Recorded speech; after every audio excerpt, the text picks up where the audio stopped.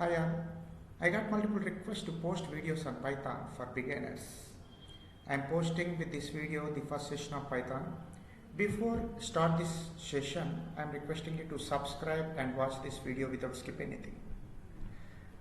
Python is a general purpose programming language because it is not specified for any specific problems and used to create various programs.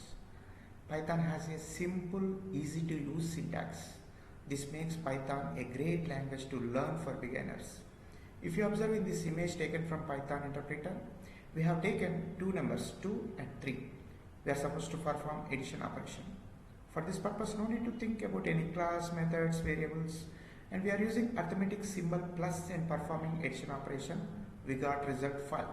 By this, we can understand Python is very easy to write the code. There are no type declarations of variables, parameters, functions or methods in source code. Thank you guys. Please watch this video without skipping anything. Again and again I am requesting to subscribe, and in the next session we are going to discuss about uses and advantages of Python. Thank you.